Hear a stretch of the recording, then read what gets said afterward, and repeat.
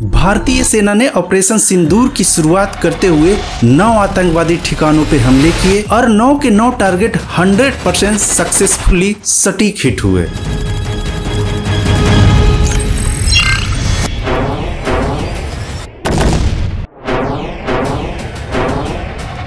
सेना ने साफ कहा कि पहलगाम आतंकवादी घटना का उद्देश्य कश्मीर में बहाल हो रही सामान्य स्थिति, विकास और बढ़ती टूरिज्म को नुकसान पहुंचाकर आतंकवाद के लिए उपजाऊ जमीन बनाना था और देश भर में धर्म के आधार पर सांप्रदायिक दंगे भड़काना था। यहाँ पे अरे नहीं हम लोग पहलगाम हमले में एक आतंकी बैसन घाटी के एंट्री पॉइंट पर जहां से पर्यटक घाटी में आ रहे थे और दूसरा एग्जिट पॉइंट पर जहां से लोग बाहर जाते हैं वहां खड़ा हो गया, जिससे पर्यटक वैली के अंदर ही फंस गए। दोस्तों, इस वीडियो में पहलगाम में आतंकवादियों ने एग्जैक्टली घटना कैसे किया, जांच एजेंसियों ने अब तक क्या क्या फाइंड आउट किया और ऑपरेशन सिंदूर को कैसे अंजाम दिया गया, इसका एक एक पॉइंट विस्तार से बताने जा रहे हैं। इसलिए दोस्तों, इस वीडियो को अंत तक जरूर देखिए। जर्नी ऑफ नॉलेज में आपका स्वागत है।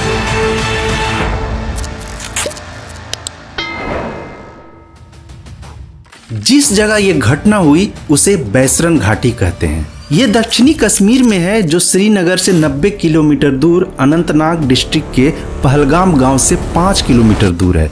पहलगाम से ऊपर वैली तक पहुंचने के लिए कोई रोड नहीं बना है, केवल कच्ची और उबड़ खाबड़ सड़क है जिस पर केवल घोड़े पर बैठकर या पैदल जाया जा सकता है। इस जगह का जो दृश्य है वो बेहद खूबसूरत है। वैली की जमीन ग्रीन कारपेट की तरह घास से ढका रहता है। घाटी चारों तरफ से देवदार पेड़ के जंगलों से घिरा हुआ है और सामने ही बर्फ से ढकी पहाड़ है।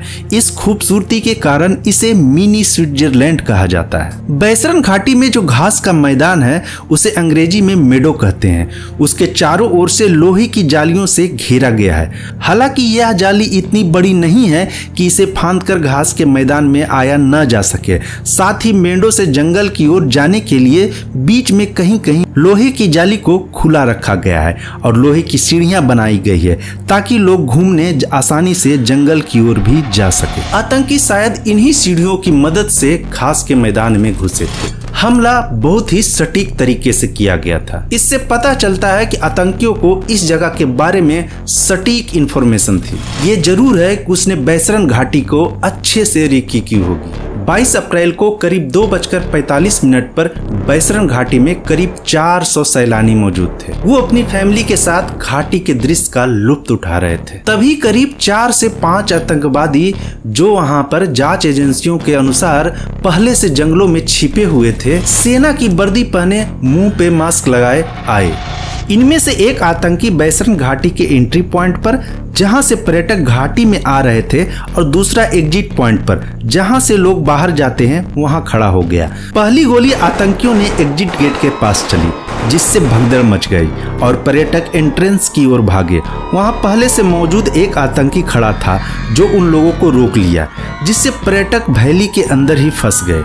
उसने लोगों का धर्म पूछा, कई लोगों को कलमा पढ़ने को भी कहा और कई पुरुषों की पैंट भी खुलवाई और पता चलने पर कि ये हिंदू है, उसे गोली मार दी। इस बीच आदिल हुसैन, जो कि घोड़े वाला था, वो पर्यटकों को घोड़े पर बिठाकर नीचे पहलगाम से बैसरन घाटी तक पहुंचाने का काम करता था। उसने आतंकियों को रोकने का साहस किया। आदिल ने आतंकियों से बंदूक छीनने की कोशिश की, तभी आतंकी ने आदिल को गोली मार दी। फिर आतंकियों ने पूरे मैदान में घूम घूम कर लोगों को गोली मारी। गोली 3 आतंकवादी चला रहे थे। चौथे के बारे में शक है कि वो आसपास के देवदार के जंगलों में बैकअप के लिए छिपा हुआ था। आतंकियों ने करीब 70 से 100 राउंड फायरिंग की। करीब 20 से 25 मिनट तक गोलियां चली।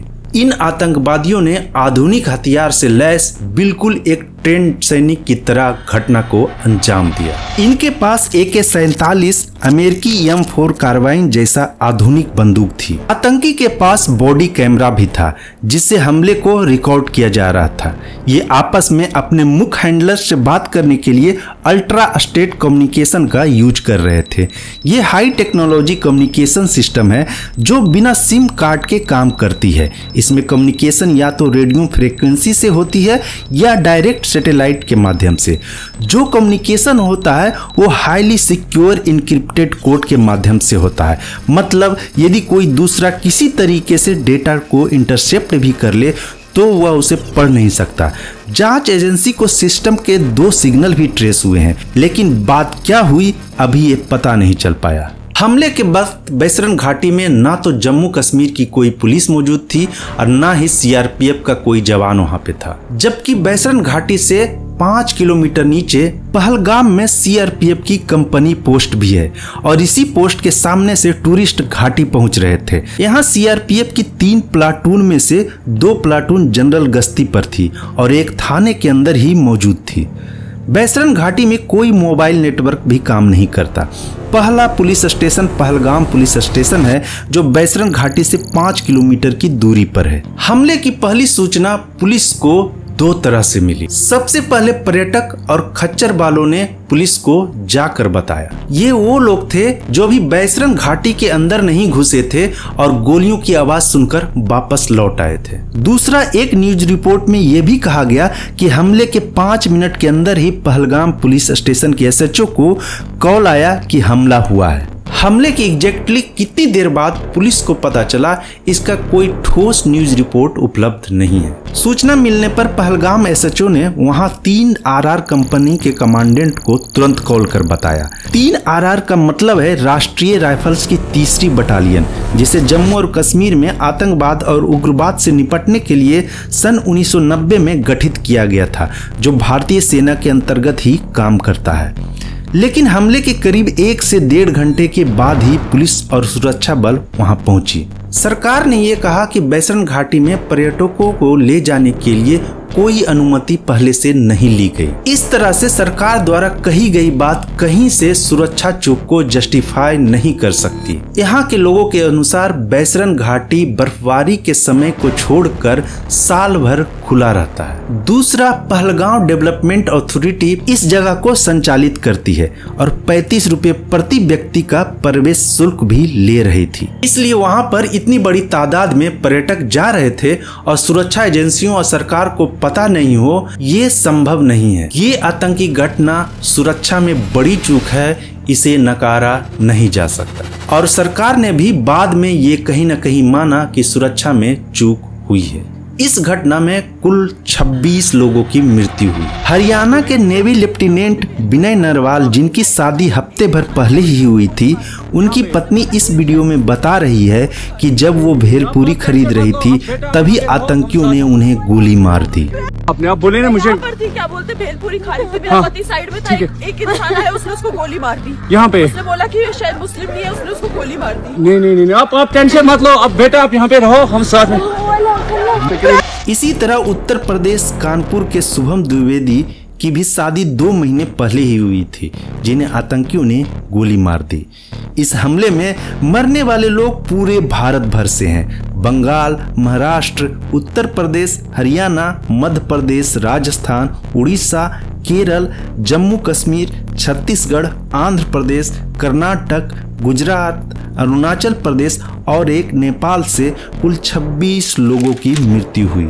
इस हमले ने पूरे भारतवर्ष को स्तब्ध कर दिया। लोगों में दुख और गुस्से का सैलाब एक साथ उमड़ा। इस तरह की कायराना, क्रूर और अमानवीय हरकत को कितनी भी भर्त्सना की जाए कम है। लेकिन आज तक की एक खबर इस बात की भी पुष्टि करती है कि खुफिया एजेंसियों ने इस हमले से पहले ही चेतावनी जारी कर दी थी। 4 अप्रैल 2025 को जारी इंटेलिजेंस ब्यूरो के अलर्ट में कहा गया था कि पाकिस्तान स्थित आतंकी संगठन ने अपने स्थानीय सहयोगियों को पहलगाम के होटलों की रेकी करने का निर्देश दिया है।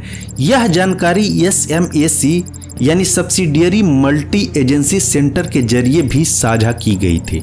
सेना की ओर से भी बैसरन घाटी में लश्कर-ए-तैयबा आतंकियों की गतिविधियों की सूचना दी गई थी। एक बात क्लियर कर दूं कि कश्मीर जैसे हाईली सेंसिटिव बॉर्डर एरिया में इस तरह की अलर्ट हर रोज आती है। इनमें से कौन से इनपुट कितना इंपॉर्टेंट है ये तय करने के बाद इस पर एक्शन लिया जाता है। शायद यहीं पर हमारी एजेंसियों से बड़ी चूक हो गई। जम्मू और कश्मीर की सुरक्षा व्यवस्था केंद्र सरकार के गृह मंत्रालय और उप राज्यपाल के अंतर्गत आती है, जिसमें जम्मू कश्मीर पुलिस, केंद्रीय रिजर्व पुलिस बल यानी सीआरपीएफ, भारतीय सेना और खुफिया एजेंसियां जैसे इंटेलिजेंस ब्यूरो और नेशनल इन्वेस्टिगेशन एजेंसी एनआईए शामिल होते हैं। आतंकी हमले को 2 हफ्ते होने को हैं, लेकिन आतंकियों ने खाने पीने के लिए किसी लोकल कश्मीरी से अभी तक मदद नहीं मांगी, जिससे सुरक्षा बल को लगता है कि वो पहले से छिपे सुरक्षित ठिकाने में मौजूद हैं,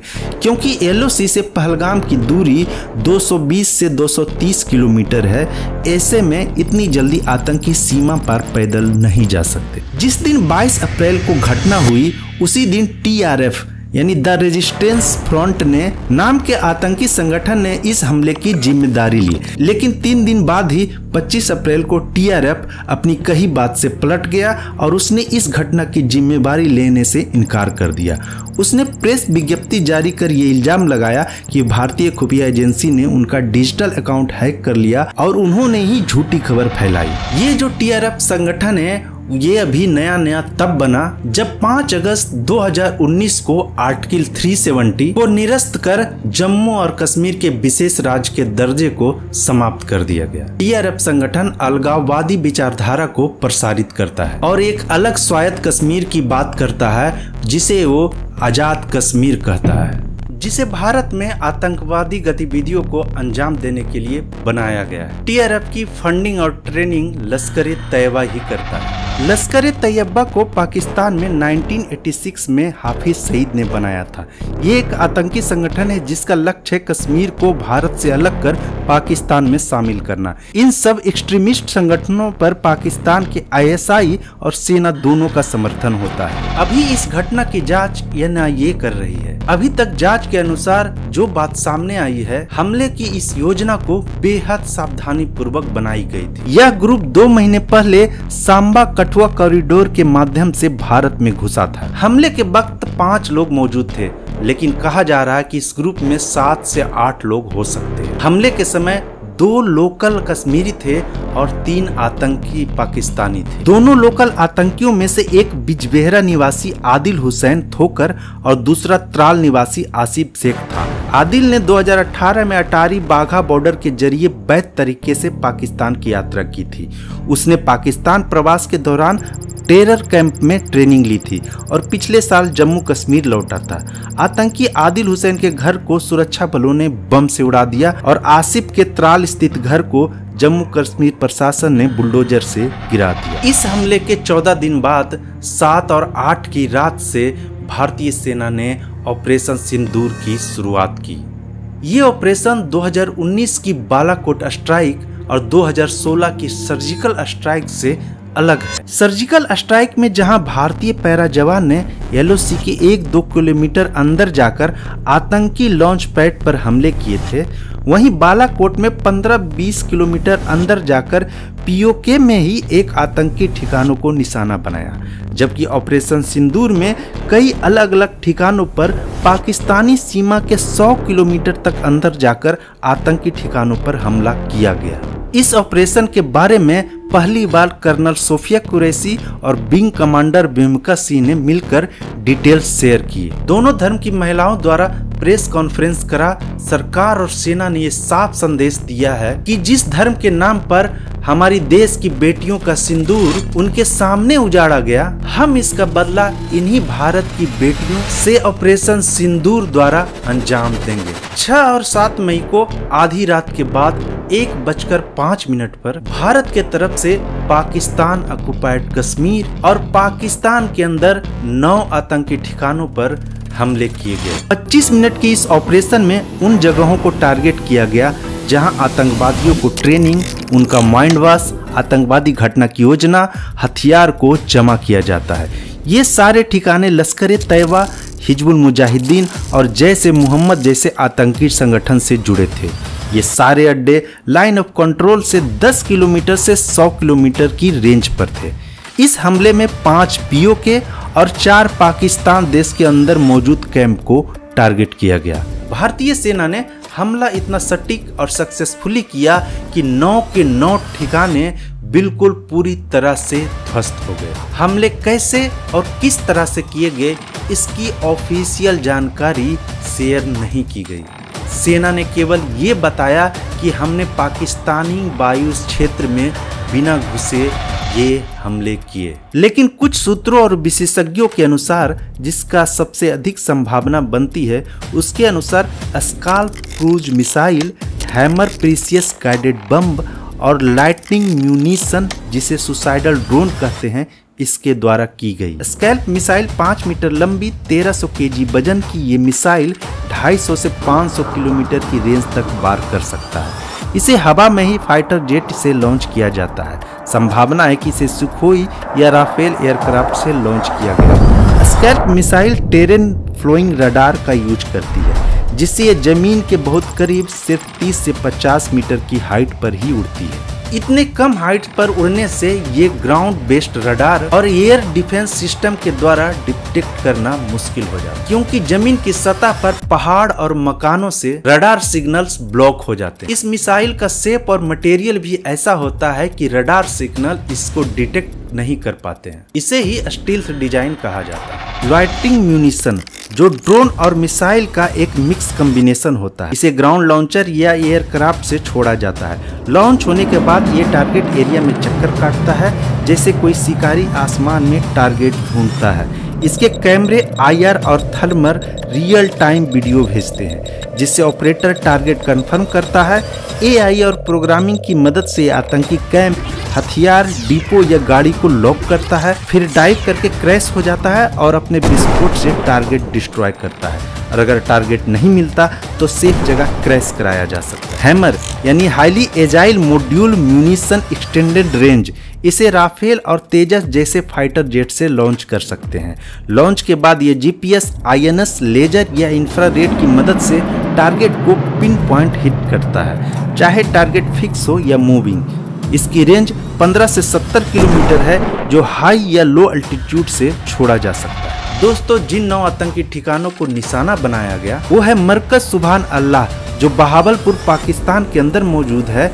जैश-ए मोहम्मद का मुख्यालय है, अंतर्राष्ट्रीय सीमा से 100 किलोमीटर अंदर है और यह पुलवामा हमले की योजना बनाई गई थी। मुरुदके, जो पाकिस्तान के अंदर है, लश्कर ए तैयबा का हेडक्वार्टर है। सांबा से 30 किलोमीटर यह दूर स्थित है। यह 26/11 मुंबई हमले से जुड़ा है। महमूना जोया कैंप, जो सियालकोट पाकिस्तान के अंदर है, हिजबुल मुजाहिदीन का ट्रेनिंग सेंटर है। सीमा से 12 किलोमीटर दूर यह स्थित जम्मू कश्मीर में आतंक को बढ़ावा देता रहता है। गुलपुर, जो POK में मौजूद है, जैश और लश्कर का लॉजिस्टिक हब है। LOC से 35 किलोमीटर दूर हथियार जमा करने और मूवमेंट की प्लानिंग यहाँ होती है। अब्बास आतंकी कैंप, कोटली, जो कि POK के अंदर मौजूद है, लश्कर ए तैयबा का सुसाइड बॉम्बर ट्रेनिंग सेंटर है। LOC से यह 13 किलोमीटर दूर है। सैयदना बिलाल शिविर, मुजफ्फराबाद, जो कि POK के अंदर ही मौजूद है, जैश-ए मोहम्मद का कैंप है। आतंकी ट्रेनिंग के लिए यह जाना जाता है। भीमबेर, यह भी POK के अंदर है। आतंकी गतिविधियों का यह केंद्र है। हथियार और आतंकियों की मूवमेंट के लिए इसका इस्तेमाल किया जाता है। इस तरह से इन 9 ठिकानों को सटीकता से भारतीय सेना ने ऑपरेशन सिंदूर के तहत ध्वस्त कर दिया। रक्षा मंत्री राजनाथ सिंह ने सर्वदलीय बैठक में ये कहा कि करीब 100 आतंकियों को इस ऑपरेशन में खत्म किया गया है। इस ऑपरेशन में जैश-ए मोहम्मद का सरगना मसूद अजहर के परिवार के 10 लोगों की मृत्यु हुई। इसके अलावा मसूद अजहर के 4 करीबी सहयोगी भी इस हमले में मारे गए।